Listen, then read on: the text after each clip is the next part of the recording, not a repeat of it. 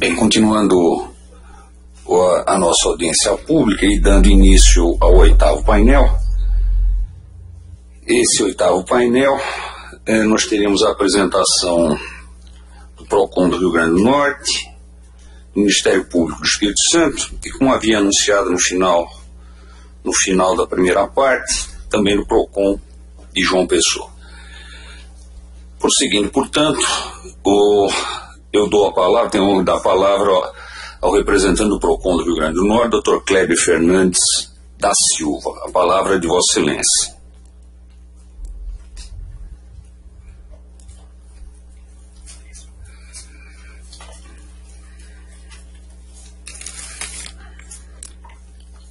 Muito boa tarde. Inicialmente, quero saudar o excelentíssimo senhor ministro Moura Ribeiro, na pessoa de quem saúdo todos os membros desta casa, desta corte. Saúdo meus colegas representantes de PROCONs de todo o Brasil que aqui estão participando dessa audiência de tamanha relevância. Inicio parabenizando o excelentíssimo senhor ministro pela presteza e pela disposição com que nos atendeu em recente visita aqui no STJ, em comitiva com PROCONs de vários estados do Brasil, onde prontamente se dispôs a realizar essa audiência pública que consideramos de extrema relevância para a democratização do debate acerca do tema, sobretudo do conflito de competência suscitado pela operadora Oi. Inicialmente, excelentíssimo senhor ministro, antes de adentrarmos no tema do conflito de competência, cumpre nos trazer à tona uma discussão acerca do cerne dessa discussão, qual seja a forma com a qual as operadoras de telefonia adotaram nas suas publicidades estas que considero extremamente agressivas e ostensivas, no sentido de captar o consumidor e de induzi-lo a adquirir um pacote de serviços que, da forma como é apresentada nas suas peças publicitárias, faz com que o consumidor acredite ser um serviço ilimitado, um serviço infinito, um serviço sem fronteiras, um serviço sem qualquer tipo de restrição de acesso. Quando, na verdade, criou-se, excelentíssimo senhor ministro, uma relação de dependência direta desses consumidores ao uso do pacote de dados através da telefonia móvel, fazendo com que houvesse, inclusive, uma redução substancial do uso do pacote de voz nos aparelhos de telefonia, ou seja, as pessoas praticamente não usam mais o aparelho telefônico para efetuar ligações, mas sim para utilizar-se do pacote de dados de internet. Diante dessa relação de vulnerabilidade, qual seja uma característica intrínseca a todo e qualquer consumidor, e considerando inclusive a caracterização da hipossuficiência da grande maioria dos consumidores que se utilizam do serviço de internet, e levando ainda em consideração a forma como o consumidor tem acesso a essas informações contratuais, ressalte-se, excelentíssimo senhor ministro, que na minha cidade natal, no Rio Grande do Norte, há inclusive vendedores ambulantes que comercializam chips de operadoras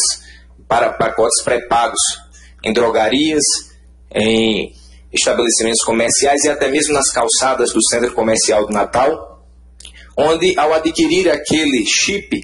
pré-pago, o consumidor não tem acesso ao contrato de adesão, que fica exposto simplesmente ou meramente no site das operadoras e de difícil acesso, inclusive, diga-se por sinal. Diante disso, é importante levar em consideração também a particularidade dos estados e dos municípios. Importante levar em consideração a má prestação dos serviços das operadoras de telefonia, que mesmo na minha cidade natal, sendo uma capital do Brasil, há em determinados bairros periféricos do município locais locais onde não se consegue ter acesso nem ao serviço de voz, nem tampouco ao serviço de internet, dada a má qualidade e a má prestação do serviço das operadoras de telefonia. Além disso, excelentíssimo ministro, é impossível fazer com que esses consumidores tenham o acesso ao controle do gasto desses pacotes de dados. Simplesmente chega uma mensagem da operadora de telefonia dizendo que esse consumidor já consumiu 80% do seu pacote e em curtíssimo espaço de tempo uma nova mensagem dizendo que todo o pacote de dados daquele consumidor foi consumido, foi exaurido,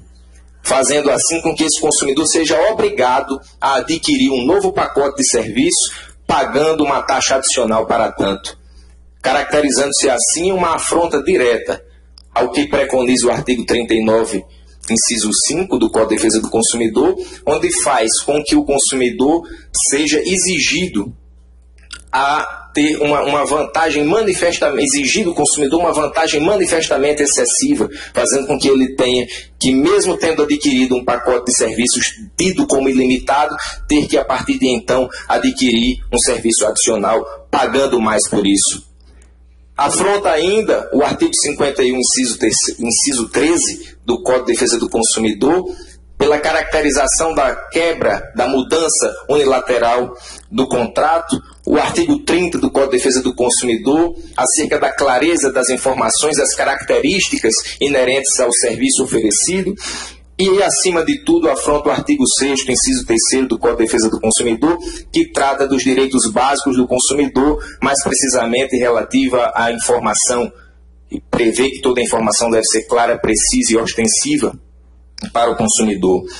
Entendemos ainda, excelentíssimo ministro, que a resolução da Anatel, em seu artigo 52, foi interpretada da forma mais maléfica para o consumidor, fazendo com que a simples informação, através de uma mensagem de texto para o telefone celular daquele consumidor, se caracterizasse uma forma suficiente de informar aquele consumidor acerca dessa mudança unilateral dos contratos ora discutidos. Entendemos ainda, já entrando agora na questão do conflito de competência, que essa iniciativa das operadoras caracteriza-se uma mera forma de procrastinação do processo e fazendo ainda com que, em virtude dessa demora, os consumidores continuem sendo obrigados a adquirir pacotes adicionais e, consequentemente, prejudicados e sofrendo danos que, ao nosso ver, são irreparáveis. Lembro ainda, excelentíssimo ministro, que as ações propostas nos estados e nos municípios têm, além de suas peculiaridades, pedidos diferentes, pedidos divergentes, não caracterizando-se assim o que foi alegado aqui pelas operadoras que falaram anterior à nossa palavra. Informo ainda que é importante trazer à baila uma decisão em 20 de março de 2014 desta Corte, através do relator excelentíssimo ministro Benedito Gonçalves, que decidiu que a eficácia subjetiva da sentença coletiva abrange os substituídos domiciliados em todo o território nacional, desde que proposta por uma entidade de abrangência nacional, que não é o caso, contra a União, que também não é o caso, ou ação proposta no Distrito Federal, que também não é o caso. Nesse sentido, a jurisprudência dessa Corte se firmou no sentido de que a sentença proferida em ação coletiva somente surte efeito nos limites da competência territorial do órgão que a proferiu e exclusivamente em relação aos substituídos processuais que ali eram domiciliados à época da propositura da demanda. Ressalte-se, por fim,